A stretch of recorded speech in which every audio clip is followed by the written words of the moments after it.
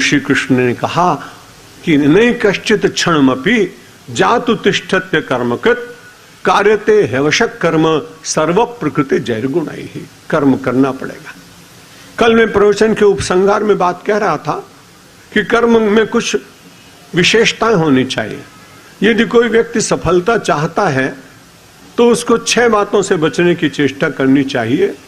कल हमने आपको ये बात बताई थी कि भूतिमिच्छता शब्द बड़ा अच्छा प्रयोग किया है। जो व्यक्ति अपने जीवन में सफलता प्राप्त करना चाहता है उसके लिए भगवान ने कहा कि उसको 6 बातों से बचना चाहिए। निद्रा, तंद्रा, भय, क्रोधम, आलस्यम, दीर्घ सूत्रता। जो व्यक्ति संसार में कर्म करते हुए प्राप्त करना चाहता है वैभव, विभूति, सफलता, यश, प्रसन्नता, सुख, सब शब्द हैं, थोड़ा थोड़ा इसमें अंतर है।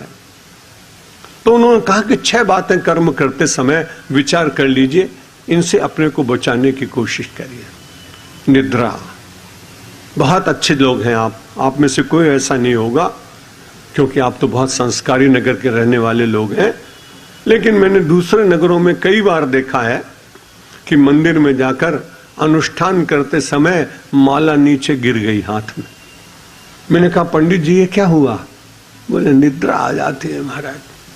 प्रवचन में भी कई बार मैंने देखा, और कलकत्ता में तो बिल्कुल सत्य घटना आपको बताता हूं कि एक बहुत विदुषी महिला प्रवचन सुनने गई और अपने पति को कहा कि यदि आप सुनना चाहें तो चलें। बोले मेरा रस तो नहीं है, इच्छा भी नहीं है, पर तुम मेरी पत्नी हो इसलिए मैं चलूंगा।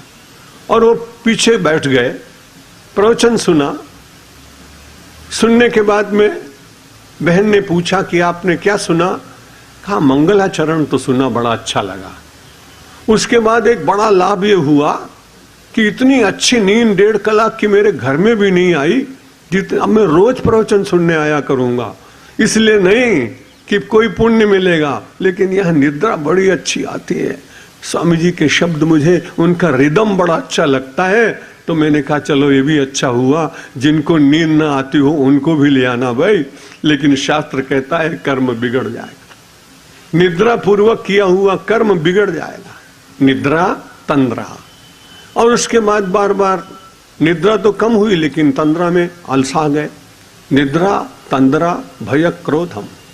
और भयभीत होकर कर्म नहीं करना चाहिए। यदि पाप का कर्म होगा तो भय लगेगा ही लगेगा। इसलिए प्रयास करें हम और आप कि अपने जीवन में पाप से बचने की चेष्टा करें।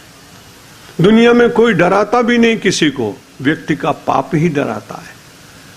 उस पाप के प्रकट हो जाने का जो डर है उससे व्यक्ति निरंतर भयभीत रहता है।